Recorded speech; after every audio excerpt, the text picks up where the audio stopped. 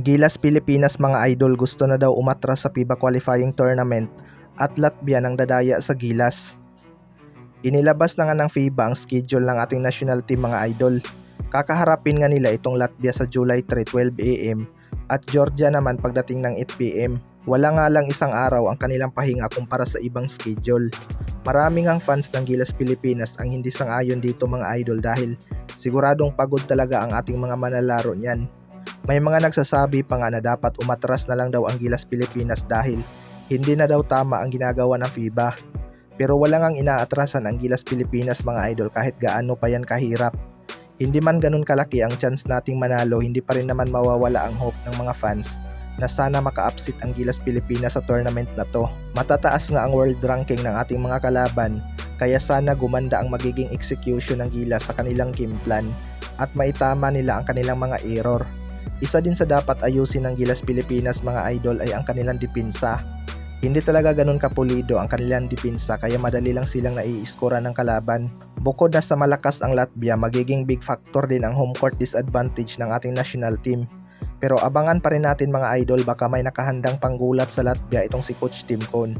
Sana pumutok din ang shooting ng Gilas Pilipinas, partikular na itong si Justin Brownlee at Dwight Ramos. Samantala sa ibang balita naman mga idol, Latvia nang dadaya sa Gilas.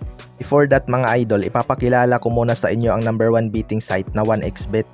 Pwede ka ngang tumaya dito sa lahat ng sports, lalo na sa basketball, mapa NBA or PBA. Madali lang mag-cash in at mag-cash out gamit ang GCash. Makakakuha ka pa ng up to 12,000 bonus sa iyong first deposit.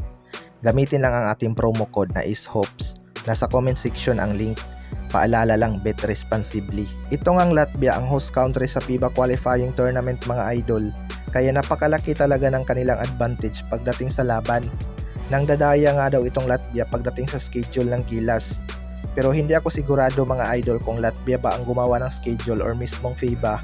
Dahil 6 na team nga ang maglalaban sa Riga, Latvia. Wala na ngang atrasan to para sa Gilas Pilipinas mga idol. Dito talaga sila unang masusubukan kung kaya na ba nilang makapalag sa mga European team. Malaking kumpiyansa nga ang nakuha nila sa kanilang tune-up game laban sa Poland. Kapag naghalimaw itong si Justin Brownlee, siguradong sasakit ulo ng Latvia dito. Unguardable nga itong si Justin Brownlee sa mga isolation play. Kaya expected na rin na maraming ISO play sa kanya kapag nag-zone defense ang kalaban. Kailangan din maayos ni Kai Sotto ang kanyang pwesto kapag nag-zone ang kalaban para naman mabigyan siya ni Justin Brownlee ng mga drop pass sa ilalim. Kailangan talaga ng Gilas ang magiging presence ni Kai Sotto sa ilalim.